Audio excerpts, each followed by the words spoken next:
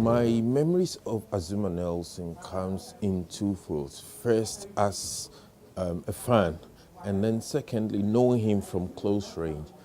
If my memory serves me right, I was a little boy when I first encountered Azumah at close range. That was in 1981. I followed my dad to the stadium to watch him fight an Australian, Brian Roberts of Australia. That was when he won his Commonwealth title, 81, and then he rose to become one of the finest boxers of all time. And then, of course, later in my life as a sports journalist, I have that close encounter with him. One of my seniors, his past, Samuel Kainte, who was, I don't think there was any journalist who was closer to Azumah Nelson like Sami.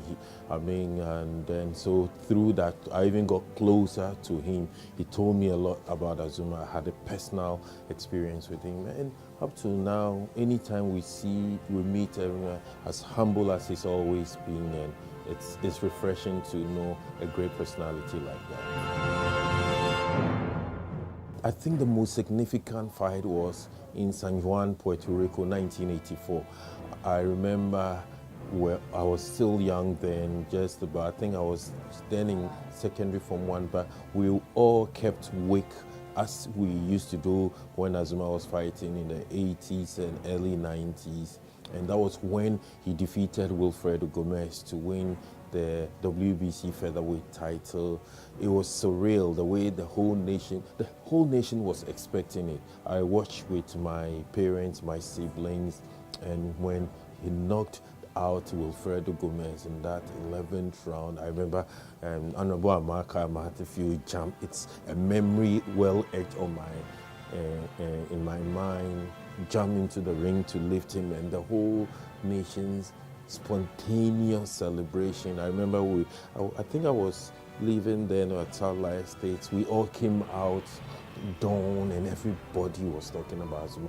He had that effect on the nation. He was one guy who really flew the Ghana flag. I don't think any one singular individual sports personality has flown in the Ghana flag like Azumah Nelson, capturing the imagination of the nation and Ghanaians abroad and Africans. Perhaps apart from Azumah, perhaps apart from Osagyefo Dr. Kwame Nkrumah, I don't see that single individual who had galvanized the nation like Azumah did. You see, Azumah Nelson wasn't just an extraordinary boxer. When you follow, you listen, even if you weren't that close. You see, I think one of the reasons he is what he is for Ghanaians wasn't just because he was a boxer par excellence, but the way he carried himself. That's why today, wherever he walks, doors open to him.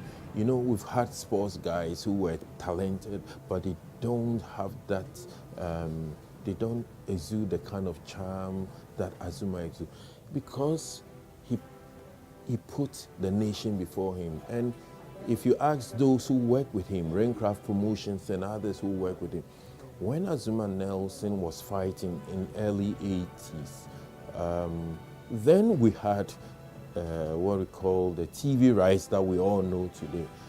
Those days, it was good old GBC. They were the only media outfit, so to speak, multimedia, TV, radio.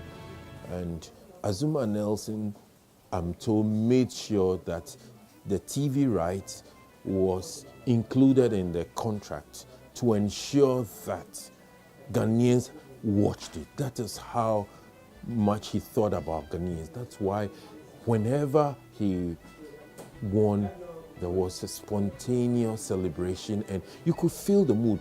And on a few occasions that Azumah lost, there was a certain gloom on the country. For me, Azumah represents what a Ghanaian must be. The Ghanaian being the best at his art. You should put the nation first like he did, but from your humble beginnings, strive to achieve excellence. And beyond that, not forgetting where you came from. So also plowing back helping the underprivileged, being a good role model, being an inspiration. So when you look at Azumah Nelson, it makes the headlines for all the good reasons.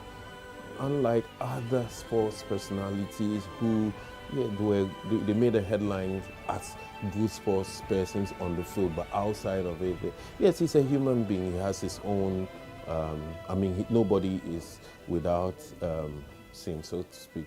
But he's one inspiring personality. That's why old and young still adore him, and I think that's what the Ghanaian must aspire to be the best among, but still having your head well screwed on. People speak well about him, not just because he was a great boxer, but because he was a jolly good fellow.